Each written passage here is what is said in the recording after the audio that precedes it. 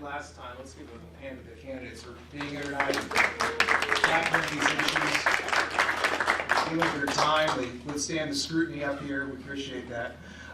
We will have the same format to start as we did with the candidates for the Water District. We have 4 candidates now, so feel free to go short as you want, but I will enforce the time codes because our time cues because we need to in this case. So 4 candidates running for the Beaverton School District here tonight for 2 different positions. I'll have you, if you can, identify which position you are running for when you get up here to speak. I will go in the order you were sitting, so we will have the same rotation, one through the next, and on the questions, we'll just start with the next person and rotate through. And that being said, we'll start with the closest person, Dr. Uma Preston.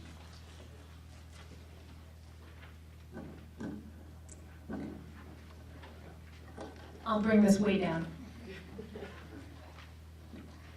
Well, good evening, ladies and gentlemen. I'm really pleased and happy to have this forum today. We need to put our children first, simply put. I did that when I got involved with the Health Careers Program through Beaverton High School. All the other high schools also come to the program. I lectured 1 to 2, sometimes 4 times during the school year on what it means to be a healthcare provider in a community like ours. The success of this program can be measured by the outcomes it hopes to meet. I'm going to tell you a quick little story. There was a young man sitting very slouchy in the front row of the Health Careers Program one evening when I was lecturing. And his name was Grant.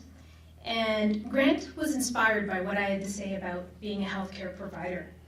Grant, in the summertime, came by my office and said, "Hey, you know what? I want a job with you. You're gonna give me a job, right?" And I was just like, "Oh my God, he's so adorable. Of course I'm gonna give you a job." And so he got a part-time job. And during this part-time job, he learned about what it is that I do in my office: chiropractic, massage, x-ray, all of these great little pieces that help people be healthy. Grant now has been working for me for 3 years. Grant's now my technical CA. Grant's going to chiropractic college in the fall. That, ladies and gentlemen, is a successful program in the Beaverton School District. I want to bring programs like that to all children in the Beaverton School Board District. Putting children first is the right thing to do. I've done it by supporting the Health Careers Program for over a decade. In order to extend this type of opportunity to all children in the district, we need to come together. All of us, businesses, unions, teachers, parents, and neighborhoods. I urge you to support my candidacy by putting children first. I'm running for Beaverton School Board, District number 7, lucky number 7. Dr. Homa Pierce, P-I-E-R-C-E. Check. Thank you.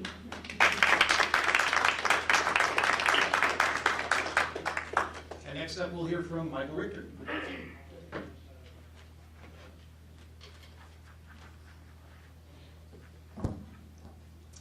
First of all, thank you to Patrick and to Eric for helping organize this event and for all the candidates' participation. Let's see, my name is Michael Richter, and I'm running for the Beaverton School Board in Zone 4. So, really briefly about me. I'm very much invested in the Beaverton School District and in Beaverton altogether. I have 6 children, all of whom are attending Beaverton Public Schools, both at the elementary, junior high school, and high school level as well. 2 of which even attend some of the option schools. So I have a great admiration for everything that's going on in Beaverton schools and the great option programs that are available to us. Additionally, my wife is a school teacher, 2nd grade at Barnes Elementary, so I additionally have a lot of insight into what's going on with our teachers and our schools from that aspect as well. I served on the site council committees, both at Cooper Mountain Elementary here in Beaverton and at Joanne Austin Elementary in Newburgh for a brief time when I lived there. I'm also a classroom volunteer every year through an organization called Junior Achievement, which I wholeheartedly support and endorse. And I'm also a scout leader at the den that meets at Cooper Mountain at that school as well. So I'm very much involved with the children in the schools and the children at my house and the children throughout our community, and I'm very supportive of that. Personally, I've grown up in Beaverton my whole life. I attended a small little elementary school, which people don't really know about anymore. It's called Merle Davies Elementary, which was kind of swallowed up by Beaverton High School, and I was one of the last 6th grade class to leave that school, so every time I drive by there, I still can remember Mr. Moltene and all the experiences I had there as well. I attended Portland Community College, and I'm also a graduate of Portland State University. Currently, right now, I work for Fred Meyer in their corporate office as a associate skills development. So my job there is to find out how do we take 30,000 plus employees across 4 different states and try to teach them things that we want to teach them. And so that can be a challenge and a blessing a lot of times too. A couple of reasons why I'm running, and I'm sorry, Patrick, how am I doing on time here? Excellent, thank you very much.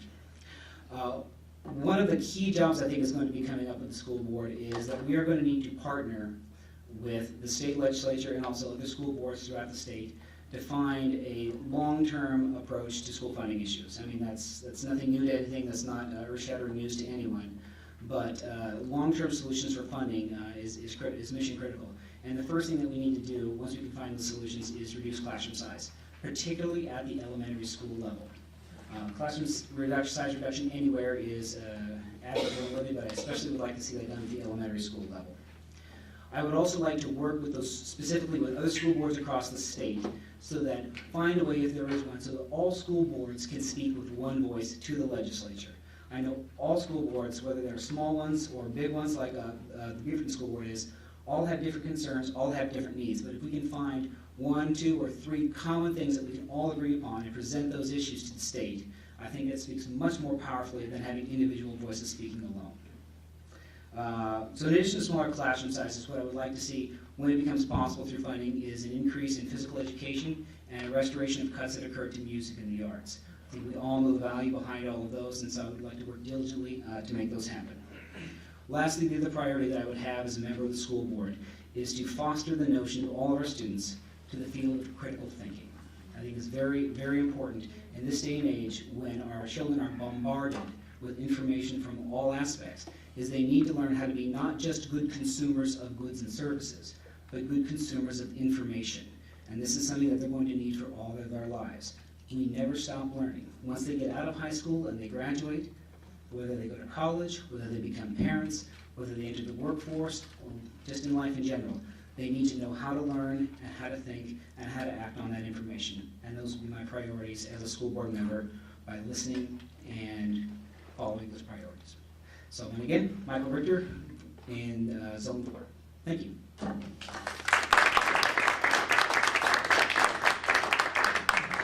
And next with the opening statement, we'll hear from Linda Degman.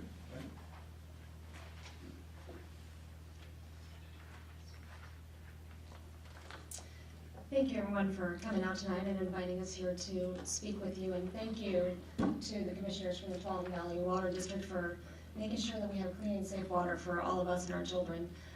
That's quite a job you guys do, so I'm sure you don't hear thank you enough. So just a little about me. I am actually the incumbent in Zone 7 right now. I grew up in Oregon, went to Hillsborough schools, went to Glencoe High School, and actually my mom lives around this area. She lives just right across TV Highway, so I know this area really well. So we have 7 children. We have 5 that have graduated high school, and we have a sophomore at Sunset High School and a 5-year-old that's going to be starting Barnes here in the fall. So did you know you're my teacher there? And she'll be in the 2A immersion program there. I have 2 other kids that are fluent in Spanish as well through the 2A immersion through the school district, which is a phenomenal thing. And one's in Spain right now studying abroad in college. I am a first-generation college graduate. I put myself through college. I have a master's, a bachelor and a master's degree. And I did all that while I was raising my family, working full-time. And so that shows how much education means to me. And I think that really instilled in my kids how much education really means in our family. I've been a volunteer in the Beaverton School District for over 18 years, helping in the classrooms, organizing teacher appreciation, going on field trips, and junior achievement. I did that as well. Local school committee, chaired 2 senior graduation parties at Sunset High School, which is no small feat. And I work at PCC. I work at Portland Community College. I've been there for a little over 11 years, or around 11 years.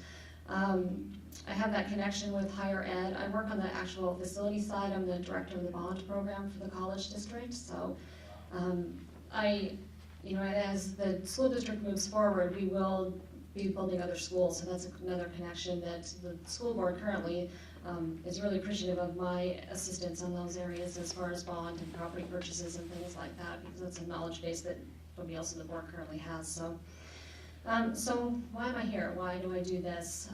I truly believe that education is the one thing that I think can change people's lives for the better, and it all starts when you're at a young age. Students need somebody to advocate for equity throughout the district, voice for kids. And that was part of why I voted actually against the budget adoption last year, because I think that there was a lack of equity for some of our students in the budget when it came to music and art, cutting librarians. That really had a clear effect on the kids that don't have those resources, have the two parents at home to help them, have those kind of things. So I think that that was something that was really not optimal for them. And I would be advocating for bringing those things back as well. And I already did at the last board meeting. Teacher competency in the classrooms, that's really critically important. Funding, we need to be partnering with the state clearly, but also with businesses in our community to help them step up and help us provide quality education for our students. College and career ready, it doesn't necessarily be college, because not everybody wants to go to college, but there are careers out there, and working at PCC, we have a lot of vocational skills that can be taught as well, so that's an important aspect of what we need to do. We don't have a lot of that connection at the K through 12 or Beaverton like we used to. We cut a lot of those vocational skills trainings out of the district, just for funding reasons. They're fairly expensive programs to run. Open communication, I truly believe that with parents, students, teachers, staff, and all of the community. We need all of you and everybody to step up and help make our schools a better place. And I do this because I know I can make a difference and I'm passionate about it. So thank you very much. I'm Linda Degman, Zone 7. Thank you.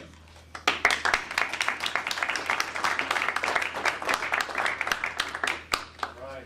And our fourth speaker tonight, fourth candidate, Donna Tyner. Donna? Thank you, Patrick. Good evening. Thank you, CPO6, for hosting this forum this evening. My name is Donna Tyner, and I'm running for Zone 4 on the Beaverton School Board. The Beaverton School District can do more with less through collaboration. Collaboration fosters creativity. Creativity takes place when teachers, departments, and schools work in concert to identify global resources and are willing to share these resources and best practices.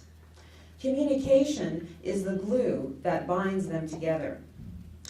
I have a Bachelor of Arts degree from Willamette University, and I work as a risk analyst for the Port of Portland.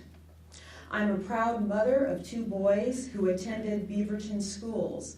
They went to Hazeldale, Mountain View, Rachel Carson's, and Aloha High School. I volunteered in the classroom, discussed curriculum changes with school personnel, attended parent-teacher conferences, and I'm currently in the middle of a 3-year term as a member of the Beaverton School District Parent-Student Guide Committee. The guide was formerly called the Disciplinary Handbook. I know what collaboration looks like. I'm running for School Board Zone 4 because I believe in collaboration's transformative effects, and I have some ideas on how to get us there. One idea is for district volunteers and parents to submit their skill sets and preferences into a database. This clearinghouse would also capture the resources and materials offered by businesses. The system would match these assets to school needs. I understand that it will take time to implement, and I'm patient and committed to see it through. A vote for Donna Tyner is a vote for collaboration, so I hope you'll support me in this election. Thank you.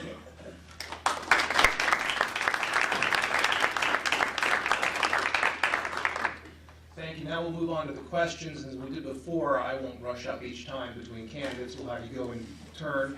We'll start with Michael in this next round of questions. And for this, because we have 4 candidates, I'll keep it to 90 seconds on your response, and I won't be giving you time cues. The first question for the 4 candidates, starting with you, Michael. How would you have implemented staff layoffs and reassignments with the teacher reductions faced at the beginning of the 2012-2013 school year? Would you have handled it any differently?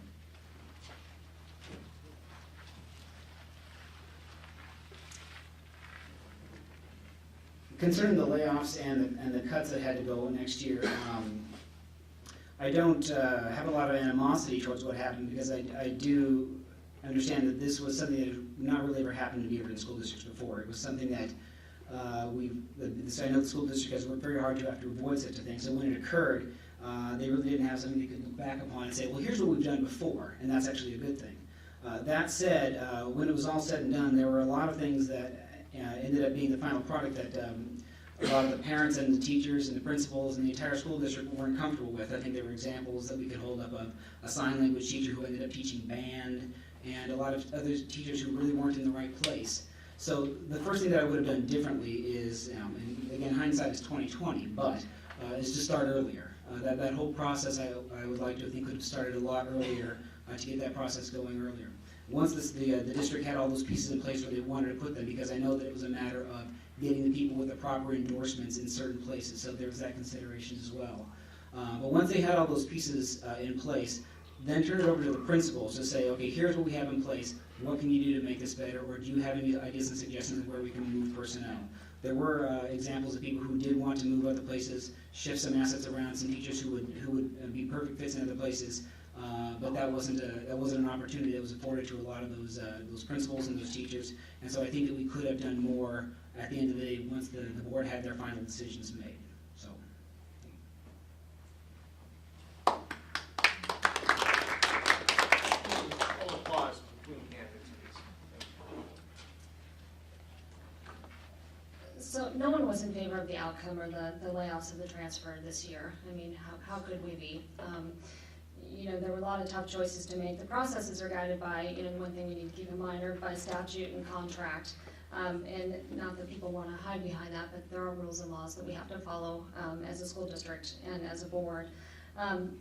You know, and then you also have the agreement and discussion that has to happen with the union itself. They have to agree to changes that are being made. You know, there is a good light at the end of the tunnel at this point. There is remedy to the changes from last year that teachers can put in for a transfer back to a different teaching position if they were transferred as part of this, and the district is working on trying to make that happen, because there's been agreements in place now with the BEA, the Beaverton Education Association. So in the past, the reason it got to this point, the Beaverton School Board used to make radical changes. When the budget was sent over from the administration and brought to the school board, they would make huge changes, and so there was no way for them to plan in advance for staffing cuts, staffing changes, any of that.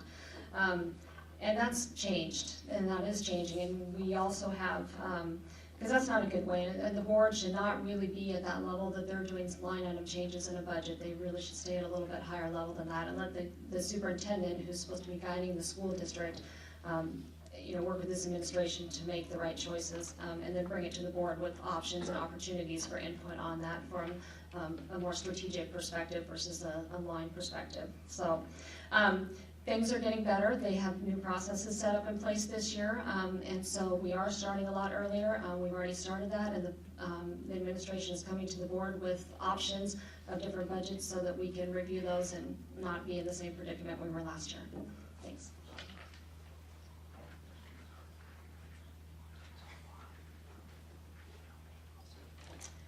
I believe the process should not be top-down, but that principals at each school should provide input first. Currently, seniority is the main criteria. Some way of making sure the best teachers make it through the process has to be found.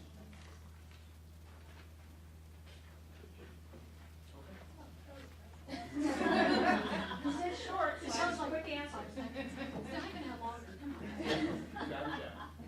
You guys don't do both ways, huh? Okay, well, so by focusing on our children first, and not just numbers, I truly believe that the Beaverton School District made too many changes all at once. And that's what my compatriot over here has said as well. And I don't think that they kind of thought these things through at the human level, at the child level. I mean, they blindsided parents, college-minded students with a new grading system. They let class sizes grow to 60 kids in a calculus class. I wouldn't be standing here in front of you as a doctor if I had to be in a class with 60 kids for calculus. Cuts should have been smarter, like making the first week of school maybe start later, maybe spring break should be 2 weeks long, and maybe Thanksgiving should be a whole week. By communicating in a timely fashion, we could partner with THPRD and have places for our children to go as these days are cut from the school year. Career technical education and vocational education could have been implemented in our school system. The problem is that nobody applied for the Career Technical Education Grant. And so that is being cut from our schools. There's no current vision that's happening for the Beaverton School District. You need someone who's going to look on the horizon, find these grants so that we don't make these kind of cuts in the future ever again. And it's fair to say that I have great connections with the legislature through a great program to help women run for office. Their 4 women are now in the legislature. If I walk in through their doors and ask them for their help, they're going to listen. We need that for the Beaverton School District and all districts. Okay. Next question, we'll start with Linda on this, and Linda, I'll ask you, again, 90 seconds for each candidate. The business world has embraced online learning. What efficiencies do you see as possible in directing more online learning? What hazards do you see?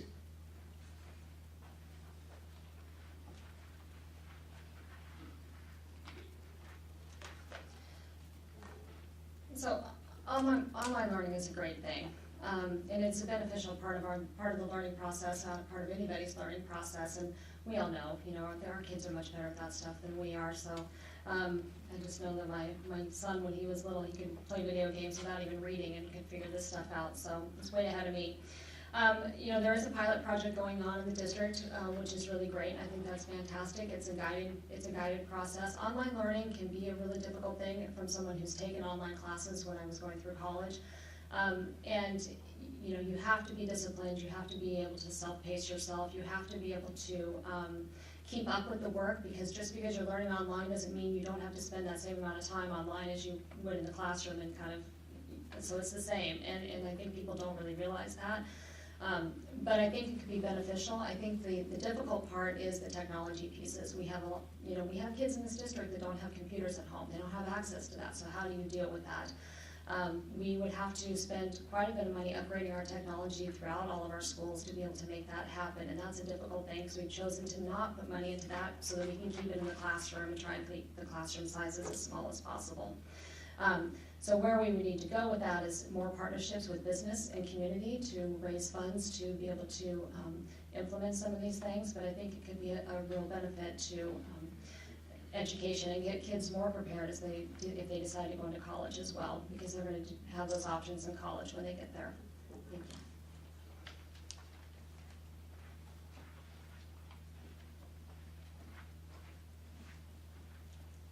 Well, put it simply, kind of like short answers. It can be fine-tuned to serve the high-achieving students as well as the average and low-achieving students. High school will not take over the role of community college, but we must challenge the best students in the district.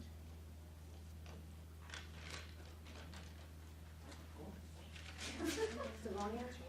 Sorry, can I try it again? She can have that last. Sorry, I had the wrong answer. Time could still be running. Time can still be running. Okay, I want to. So about the online learning, the efficiencies are the students can work at their own pace, and they get a high level of instruction from super teachers, but effective standards of online education need to be enforced.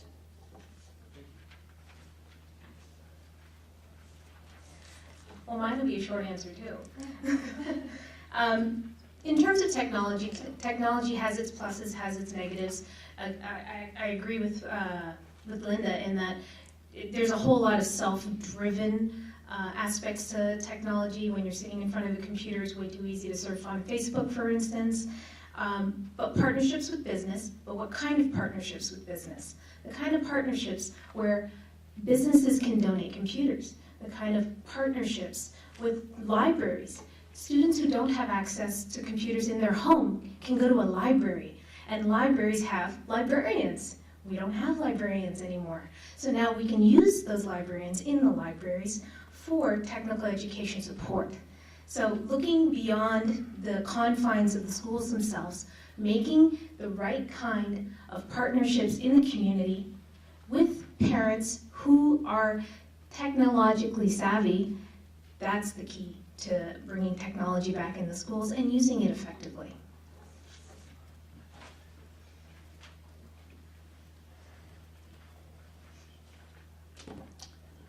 First of all, let me say that I'm glad this question was asked because I believe it's a very important one.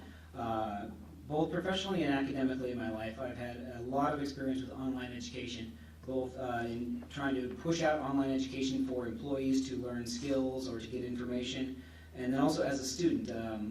I've taken a number of online courses to learn myself. So based on that, you might think that I'm a strong advocate for online education, and you would be wrong. What I mean by that is this, is that the internet and online capabilities are very powerful tools, and they of course have their place in the 21st century education. So when teachers, as my son does at Beaverton High School, all the teachers have their own website to which a student can go to get syllabus, to get assignments. The teachers will put a YouTube video out there, something educational they can look at, and those are all great and powerful tools. However, if we are talking about using online education as a substitute for classroom experiences, I would absolutely and strongly oppose such a move. When students are in a classroom with a teacher, they're not just learning algebra, calculus, science, literature, whatever it is. They are learning how to learn, they are learning human interaction, and they are learning a whole host of other things they are not going to get from online education. The internet has its place, but as a substitute for classroom teaching, it does not. Thank you.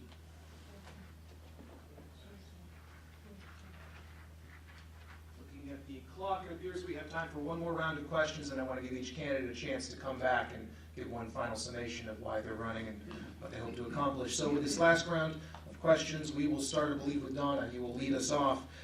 District lines between Hillsborough and Beaverton cut through neighborhoods and communities.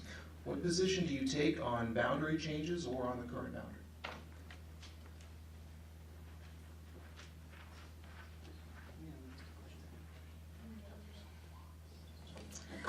Flexibility at the Hillsborough-Beaverton boundaries is key to maintaining high education so that families don't go to private schools. We shouldn't have like a one-size-fits-all solution, and the boundaries shouldn't be arbitrarily formed.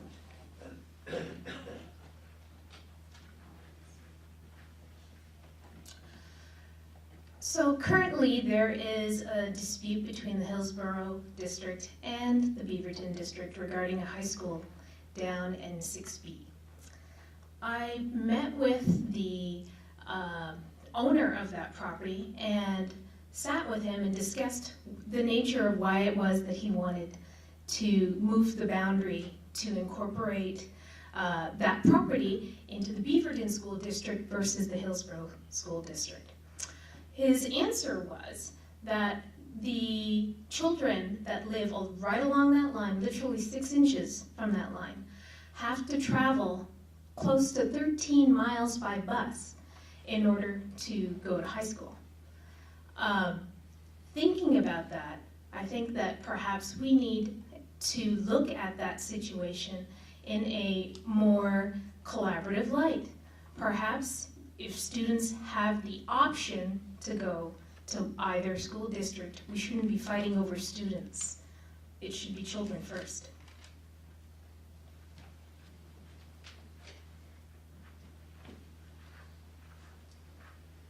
So real briefly on this, if this is one of those issues where it does not affect all students equally. Many students who live in the heart of the districts are going to be impacted more minimally than those students who live on the fringes, right on those borders between Beaverton and Hillsborough. I think the best thing we can do in situations like this is simply to be very good listeners during board meetings and during public events where we can find out exactly what is in all students' best interest and what kind of a compromise can we forge. There's no reason for anyone to be territorial about the way that we draw lines. It becomes very easy to kind of get into an American Idol mindset where you've staked out your territory and you want to defend it vigorously, but at the end of the day you realize maybe that's not the best decision all said. So I think what all school board members should do, and I would imagine would do, is to simply be very good listeners and consumers of the information that our parents are giving us, and knowing that very clearly we all have the same end product in mind, and that is the best education possible for our students.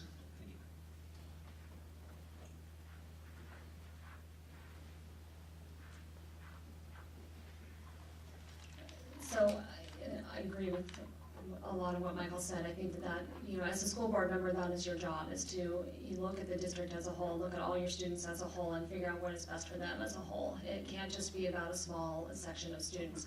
And in this light, you know, I think maybe this is why the question brought up, I'm not really sure, that we also need to make sure that we're doing what's best for all the school districts around, and not for somebody's personal gain. So, you know, if you put, Beaverton School District is known as a, you know, high-level school district. It needs to come back around to that, but that's what it's been known for. And people move here and want to enroll their kids in the Beaverton School District because of the quality of education. So when you have those properties that are on that borderline, and they, I think that they're going to get more money for their property, or their houses that they're going to build on those borders, if they're in one school district versus another, which is not in what's best interest for the kids. So that's what we need to be looking at. And clearly, as Michael said, you know, we need to, as a board, we listen and we hear. We ask for recommendations from the staff. I mean, they gather information, and then we talk about what's best for everybody.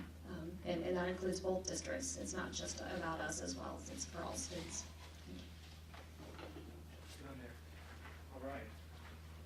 Well, with the remaining time, if we could hear from each of the candidates one last time, just a summation of why you decided to run. We'll start with Oma here. We'll go down the line one more time. Yeah, I'll give you 90 seconds one more time each time for why you decided to put yourself in this position, why you want this job.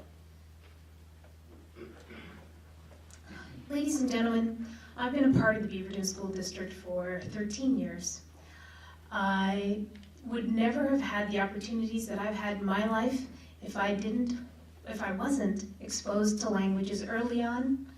I certainly would not be a doctor if I had 60 kids in my classroom for calculus, or 50 in an English class. Students come into my office every day, and some come in with backpacks the size of Canada. And they come in and they have those backpacks because we can't provide them with lockers in their schools. This is a physical problem. This is a mental problem. We talk about the governor's plan for 40-40-20. How are we going to do that if our children are not ready for college because they're not learning? I really want to put children first. I want to have a child-centered board. And I think we've lost sight of that because we get obsessed with the budget.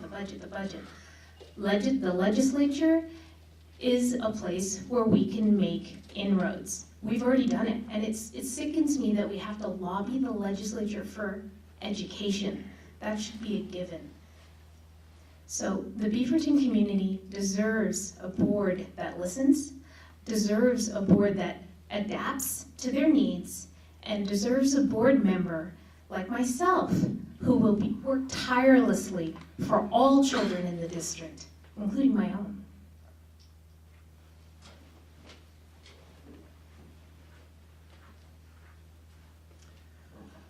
So to try to sum up a nice little closing here about why it is that I'm running, it's kind of like what Commissioner Schmidt was mentioning, but we're not in this for the money. It's certainly not for fame and glory, and it's certainly not because with 6 kids I have a lot of free time on my hands. But I do want to see that Beaverton schools live up to the high standards that we have always set for ourselves and had for ourselves, and that we are not only creating good students, but we are creating good citizens, and we are creating good thinkers. And I think it's highly critical if we are going to prepare our students for college, for the workforce, and for life in general. So I would like to see that Beaverton schools just continue with the standards that we have, and continue to do everything we can to make sure that all students have an excellent education in Beaverton schools. Linda? They just bypassed me. Ready. Anxious to get up there. So, in investing in our children's future. That's what it's all about. I mean, we are investing with our education, investing in our children's future. And without that investment up front, as they start as young as, you know, preschool on through high school, it's going to be difficult for them to go where their dreams go. When, you know, when you're a little child and you have dreams of being the president or an astronaut or, you know, a nurse or a doctor or whatever, that all starts, you know, in grade school. So, you know, that's an important thing. That's why I run. I love the Beaverton School District. We moved here so that we could be part of the Beaverton School District. I've invested a lot of years and time and energy in getting to know what's going on in the school district, and I think that that's important. That's important to be out there and be in the schools and hear and listen and talk to teachers and talk to staff and talk to the kids and see what's going on and what their worlds are like. So I do it because I love it and I believe in education, and so investing in our children's future, that's what it's all about. Thank you.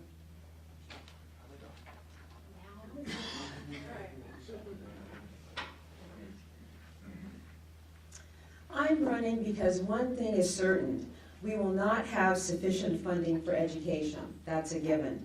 So what we need are people on the school board with ideas that are creative and innovative to ensure that our resources are maximized. And I am that person. I've got a lot of ideas that I'd like to share that hopefully will be implemented. So I ask for your support. Thank you. Now we get a hand to the candidates.